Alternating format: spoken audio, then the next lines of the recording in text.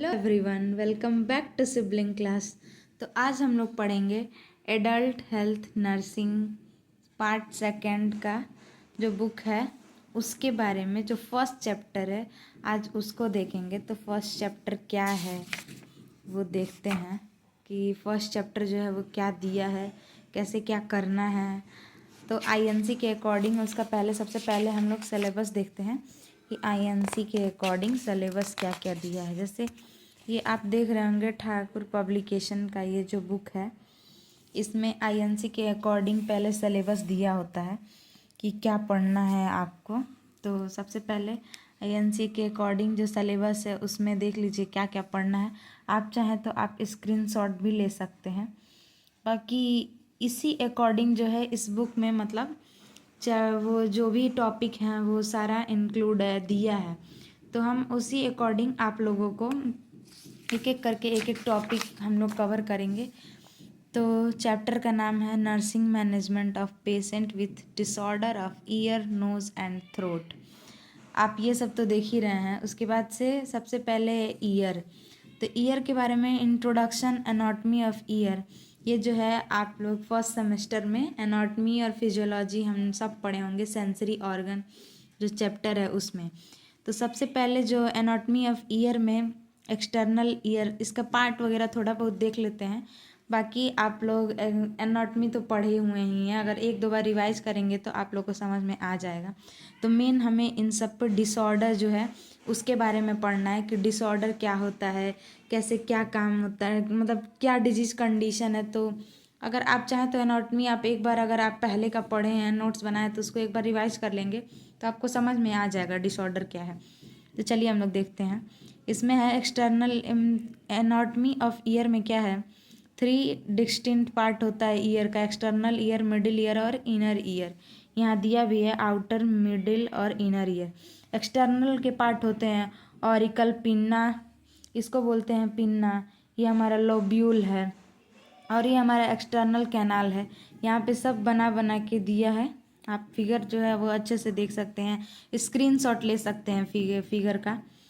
Auricle मतलब pinna है जो कि क्या करता है, हमारे ईयर प्रोट्यूड होता है आउटसाइड में, पोर्शन हेड के जो होता है आउटसाइड में ये है ना, तो इसलिए इसको बोल रहा है कि हेड के आउटसाइड प्रोट्यूड है ये जो है। और इसके बाद से लोब्यूल, ये होता है लोअर पार्टिकल्स, लोअर पार्ट होता है, पार्टिकल बोल रहे हैं सॉरी।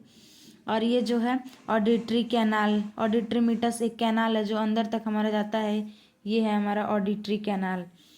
इसका फंक्शन क्या होता है, तो ये प्रोटेक्शन में, टिम्पैनिक मेम्ब्रेन का प्रोटेक्शन में हेल्प करता है ईयर ड्रम को। It also help to collection sound wave, और ये क्या करता है, हेल्प करता है साउंड वेव की जो भी कलेक्ट, जैसे साउंड हम सुनते हैं तो वो वेव के थ्रू आता है, तो उस वेव को कलेक्ट करने के लिए। और auditory meatus via ear drum, ठीक। और दूसरा इसमें क्या दिया है, दूसरा इसमें दिया है कि सीरम ईयर वैक्स प्रेजेंट होता है हमारे ईयर में, जो कि हेल्प करता है अवॉइडिंग द माइक्रोब्स, डस्ट, इन सब चीज़ों को क्या करता है, अवॉइड करता है कि हमारे ईयर में जो है वो इंटर ना करें, ठीक है। तो ये सारी चीज़ें। उसके बाद से मिडिल ईयर में क्या दिया है, टिम्पैनिक कैविटी और बोन। अब टिम्पैनिक कैविटी में भी स्चियन ट्यूब होता है। स्चियन ट्यूब जो होता है वो क्या करता है, हमारे प्रेशर को मेंटेन करता है, जो कि हमारे नोज से और ईयर दोनों से क्या होता है, कनेक्टेड होता है। जैसे मान लीजिए हम अगर हमारे ईयर ड्रम से ईयर्स के थ्रू भी एयर अगर पास आउट हो रहा है तो इसका भी तो प्रेशर मेंटेन होना चाहिए ना। तो इसके लिए नोज से हमारे कनेक्ट होता है और ईयर से स्चियन ट्यूब, तो ये वो जो होता है हमारे प्रेशर को मेंटेन करता है। इसमें स्चियन ट्यूब कहाँ दिया है, इसमें तो हमें लग रहा है फिगर में नहीं शो किया है, नहीं ये रहा, यही है हमारा स्चियन ट्यूब जो है, ये है हमारा स्चियन ट्यूब, जो कि अभी ऐसे लिखा हुआ है टू नोजोफेरिंस, मतलब हमारे नोज से कनेक्टेड होता है इसलिए। तो ये टिम्पैनिक कैविटी होता है, tympanic membrane lateral wall of middle ear में। उसके बाद से temporal bone, roof, floor, middle ear, इन सब, मतलब ये थोड़ा बहुत अगर आप पढ़ेंगे तो आपको समझ में आ जाएगा। Oval window is known as fenestra ovalis, उसके बाद से फिनिस्ट्रा रोटुंडा, ऐसे करके। राउंड विंडो क्या होता है, ओवल विंडो क्या होता है, स्चियन ट्यूब क्या होता है, फोर्थ से 5 सेंटीमीटर लॉन्ग होता है। ये क्या करता है, प्रेशर को मेंटेन करता है, ये लिख लीजिएगा। उसके बाद से बोन में कौन कौन सा आ जाएगा, आपको ही पता है कि बोन हमारे ईयर में 3 बोन प्रेजेंट होते हैं, मेलस, इनकस और स्टेपिस। तो यहाँ पे दिया है मेलस, इनकस, स्टेपिस। मेलस जो होता है सबसे लार्जेस्ट होता है और स्टेपिस जो होता है वो सबसे स्मॉल इस मतलब सबसे लार्जेस्ट ऐसे नहीं बोल सकते, मतलब लार्जेस्ट ऑसिकल्स मेलस है और स्मॉलेस्ट बोन जो है वो स्टेपिस है ऐसे। और इसका फंक्शन क्या होता है, तो ये ट्रांसमिशन कर में हेल्प करता है साउंड वेव को, help year ossicle and external ear toward the internal ear. External ear से इंटरनल ईयर में मतलब साउंड को हमारे ले जाने में हेल्प करता है। उसके बाद से ईयर ऑसिकल एम्पलीफायर है ये, जो कि इंक्रीज करता है इंटेंसिटी को। और क्या है, sound wave by 10 times, but ये अफेक्टेड द फ्रीक्वेंसी, और ये अब फ्रीक्वेंसी को अफेक्ट नहीं करता है, दे रिमेन फिक्स, और ये फिक्स होता है। इंटरनल ईयर में क्या है, बोनी लिब्रिंथ, 2 पार्ट में ये है, बोनी लिब्रिंथ है और मेम्ब्रेनस लिब्रिंथ। तो बोनी लिब्रिंथ में भी दिया है हमारे 3 पार्ट होता है, 1 वेस्टिब्यूल होता है, 1 कॉक्लिया होता है और 3 सेमी सर्कुलर कैनाल। अब सेमी सर्कुलर कैनाल हमारा ये है, एक लेटरल में होता है, एक जो है एंटीरियर और एक जो होता है ये पोस्टीरियर में प्रेजेंट हो जाता है। ये एक ऑसिकल और एक कॉक्लिया ये दिया हुआ है। और वही मेम्ब्रेनस लिब्रिंथ, इसमें भी यही दिया है कि मेम्ब्रेनस लिब्रिंथ में जो है कॉक्लिया, सेमी सर्कुलर कैनाल हो गया, उसके बाद से वेस्टिब्यूल, ये सब सारे हैं। तो अगर आप ये थोड़ा बहुत पढ़ेंगे तो आपको समझ में आ जाएगा। फिर फिजियोलॉजी ऑफ ईयर क्या है, तो ये क्या करता है, हमारे मोटर रिफ्लेक्स जो होते हैं उसको अफेक्ट करता है, मतलब कि हेल्प करता है, मेंटेन करता है हमारे बैलेंस को। उसके बाद से सेंसरी ऑर्गन, पोजीशन, हमारे हेड के मोशन को, मूवमेंट को और पोजीशन को हमें हेल्प करता है।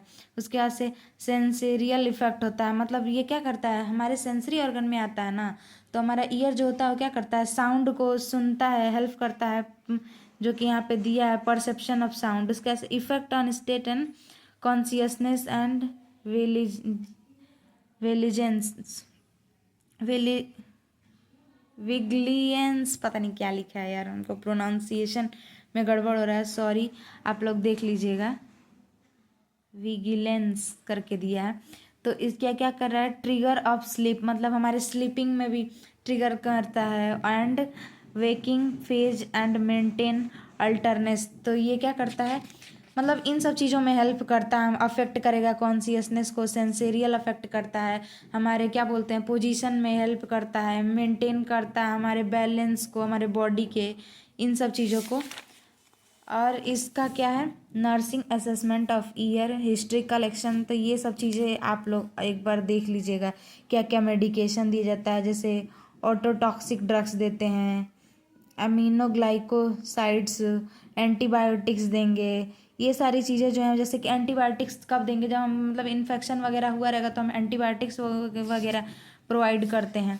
तो ये सब हो गया नॉर्मल एनाटॉमी। सर्जिकल ट्रीटमेंट में देख लीजिए क्या क्या करेंगे।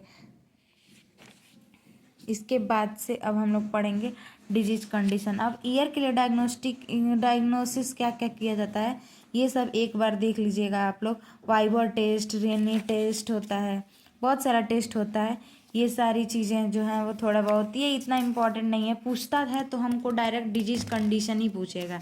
ये नहीं है कि एग्ज़ाम में हमसे एनाटॉमी किसी भी चीज़ का पूछ दे कि एनाटॉमी क्या होता है। अगर आप प्रीवियस ईयर का क्वेश्चन उठाएंगे तो आप देखेंगे कि हमें एनाटॉमी कभी नहीं पूछता है। तो अब हम लोग पढ़ेंगे डायरेक्टली डिजीज़ कंडीशन। अब डिजीज़ कंडीशन स्टार्ट कहाँ से है वो हम लोग देखते हैं। यार ये पेज भी नहीं खोल रहा है। ये रहा हमारा डिजीज़ कंडीशन। तो ये है disease and disorder of external year.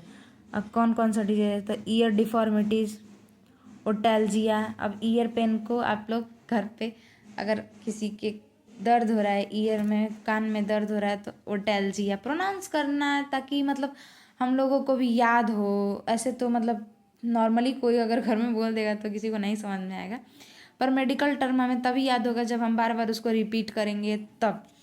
तो ओटैल्जिया जो होता है ईयर पेन हो गया। Foreign body in the external ear में अगर हो जाए तो, और ट्यूमर ऑफ एक्सटर्नल ईयर, ये सारी चीज़ें जो हैं हम लोग एक एक करके देखेंगे। तो सबसे पहले देखेंगे ear deformities. An ear deformity is a congenital और acquire ear abnormality in which the ear is malformed. मतलब क्या है ये ईयर डिफॉर्मिटी, क्या है ये कॉन्जेनाइटल है। कॉन्जेनाइटल मतलब क्या है कि मतलब हम कॉन्जेनाइटल मतलब पेरेंट्स मदर से भी हो सकता है या फिर एक्वायर कर सकते हैं हम अपने आफ्टर बर्थ के बाद भी एक्वायर करते हैं।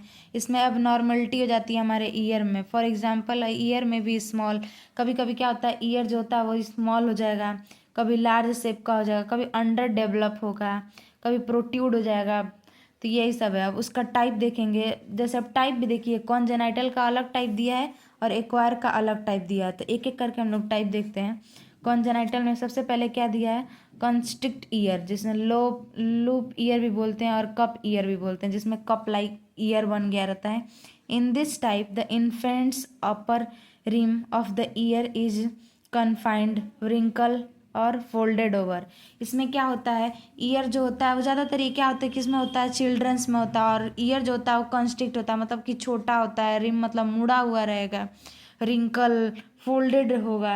ये सब जो होगा वो किस में होगा, कंस्ट्रिक्ट। कंस्ट्रिक्ट क्या मतलब ही समझ लीजिए कि कंस्ट्रिक्ट होगा। उसके बाद से प्रोमिनेंट ईयर। प्रोमिनेंट ईयर में क्या होगा, इन this type year protrude more than 2 centimetre from the side of infant head. Head से जो थोड़ा प्रोट्यूड हो जाएगा, मतलब आगे की तरफ बढ़ जाएगा 2 सेंटीमीटर।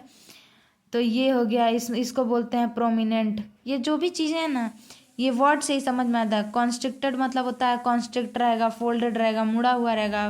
प्रोमिनेंट मतलब थोड़ा प्रोट्यूड हो जाएगा, बड़ा हो जाएगा 2 सेंटीमीटर। माइको माइकोटिया मतलब क्या होता है, infant external ear is not completely developed. अब इसमें क्या होता है, इन्फेंट में जो ईयर जो होगा वो कम्प्लीटली डेवलप ही नहीं होगा। और एनोटिया में क्या होगा, ए से मतलब अब्सेंट। तो इसमें क्या, इन्फेंट में जो होगा ईयर प्रेजेंट ही नहीं होगा, डू नॉट हैव ईयर। उसके बाद से क्रिप्टोटिया। क्रिप्टोटिया क्या है, year cartilage in infant is partially hidden beneath the skin. अब इसमें क्या होता है, ईयर जो होता है वो beneath the skin partially hidden होता है। जैसे year cartilage of infant is partially hidden beneath the skin. अब स्किन जैसे ये वाला हो गया, यही है क्रिप्टोटिया। तो ये जो है वो चीज़ देखिए, ये साइड में भी सब में अलग से दिया हुआ है और इसमें क्या है, स्किन के ही नीचे आ गया है। ठीक, तो ये हो गया बीनीथ द, तो क्रिप्टोटिया। स्टेल ईयर क्या होता है, in infants ear are pointed and have an extra cartilage fold on their external ear. अब इसमें इन्फेंट में क्या होगा, जो ईयर होता है, ये पहले देखिए यहाँ पे दिया हुआ है।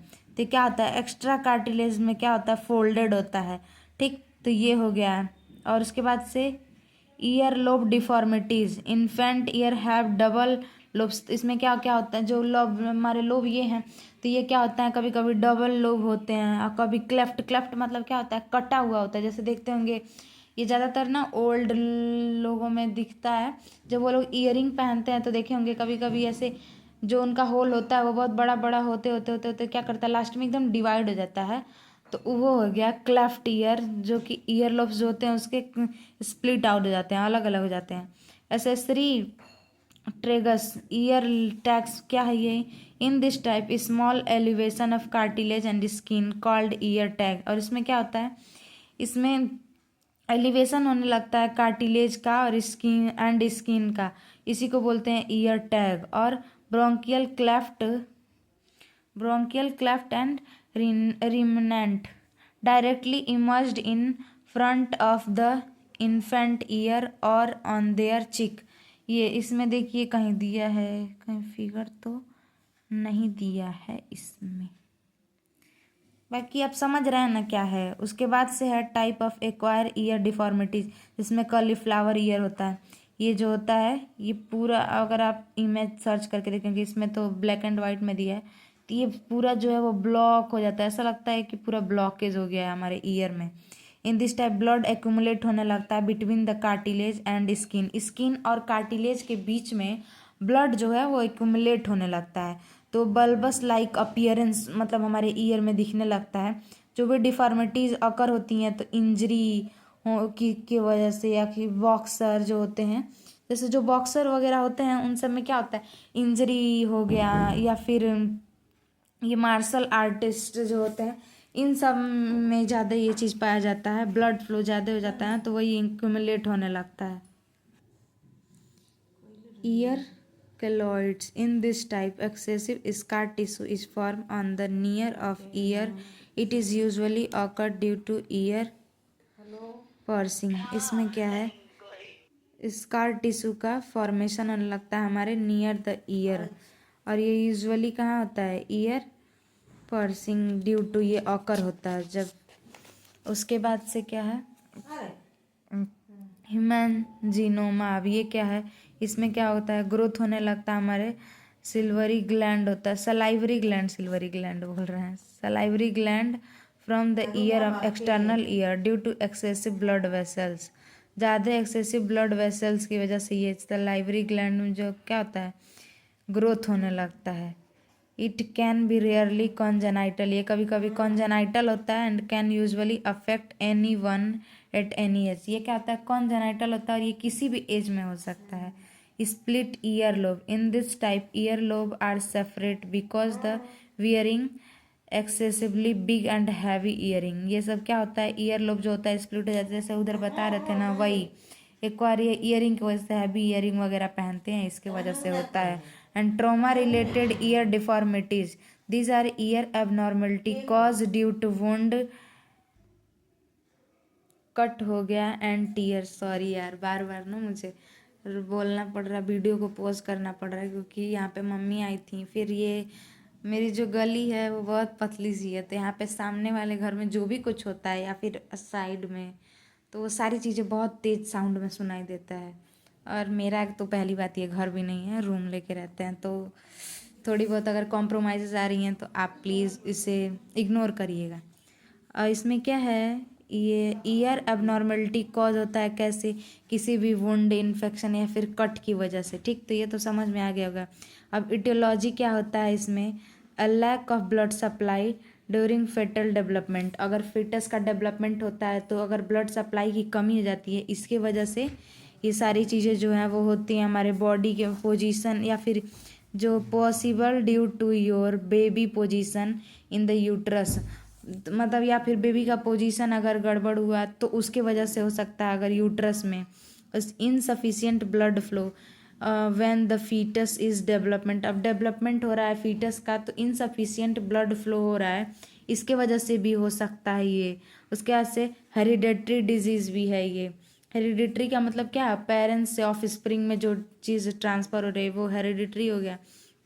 और exposure to certain drugs during pregnancy है, या फिर ज़्यादा हम अगर एक्सपोज कर रहे हैं ड्रग्स का, जैसे कि ज़्यादा ड्रग्स मेडिकेशन अगर हम ले रहे हैं तो उसके वजह से भी कभी कभी ये चीज़ें हो जाती हैं। तो ड्रग्स भी कौन सा है, तो थाइलोडोमाइड एंड आइसोट्रिटिनोइन,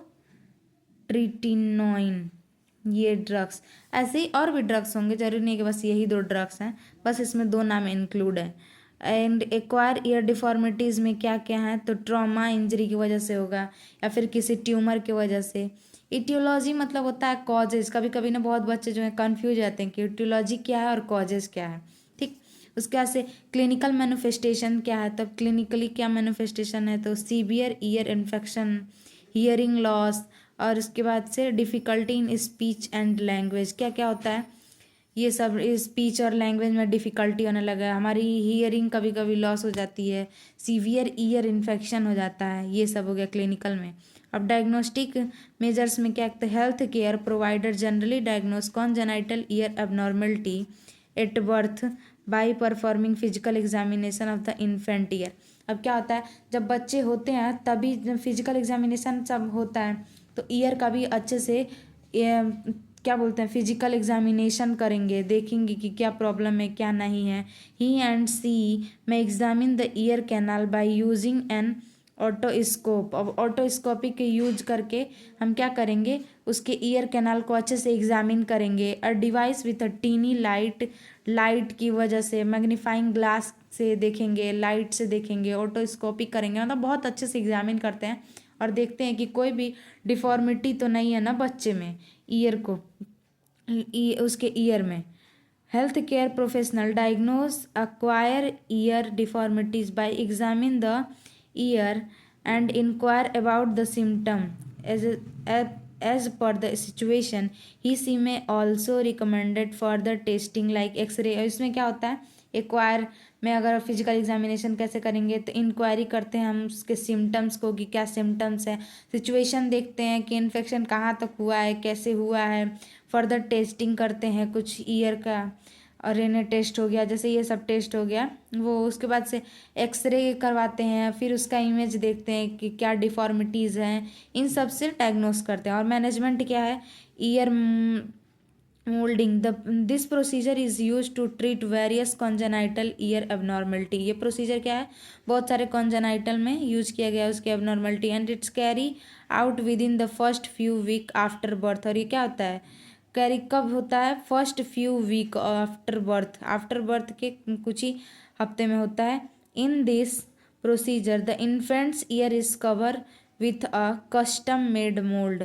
इसमें क्या होता है, इन्फेंट का ईयर जो होता है वो कवर होता है with the custom made mould से, which reshape the ear is 2 to 4 week. और ये क्या होता है, फिर से रीसेप अपने शेप में आ जाता है 2 से 4 वीक में। उसके बाद से क्या है, ओटोप्लास्टी। ओटोप्लास्टी क्या है, ये एक सर्जिकल प्रोसीजर है जो कि यूज किया जाता है treat acquire and rarely congenital ear abnormality. They can not be treat with year moulding. ये ईयर मोल्डिंग को तो ट्रीट नहीं करेगा, लेकिन कॉन्जेनाइटल या फिर एक्वायर जो हम लोग डिफॉर्मिटीज़ ईयर का लिए रहते हैं उसको ये ट्रीट कर सकता है। ठीक, तो ये हुआ हमारा ईयर का first disease condition complete. Sorry आज मैंने कुछ ज़्यादा ही टाइम ले लिया, पर आज के बाद हमको ट्राई करेंगे कि 2-4 डिजीज़ कंडीशन जो है एक वीडियो में कवर कर लें। तो ओटेल्जिया जो है वो हम लोग नेक्स्ट वीडियो में कवर करेंगे, वरना ये वीडियो काफ़ी लॉन्ग हो जाएगा। तो अगर आपको हमारा वीडियो अच्छा लगे तो लाइक करिए, देखिए और बताइए कमेंट करके कि मतलब कैसे एक्सप्लेन किए हैं या फिर जो भी है। बाकी अगर गलती हुई तो माफ़ी चाहते हैं, क्योंकि हम भी इसी सेमेस्टर के बच्चे हैं, मतलब हमारा भी 4th सेमेस्टर ही है। तो अगर कोई भी गलती हुई है तो उसके लिए बहुत कान पकड़ के सॉरी। बाकी हम भी ट्राई कर रहे हैं कि हम अच्छे से एक्सप्लेन कर सकें। Thanks for watching, bye bye.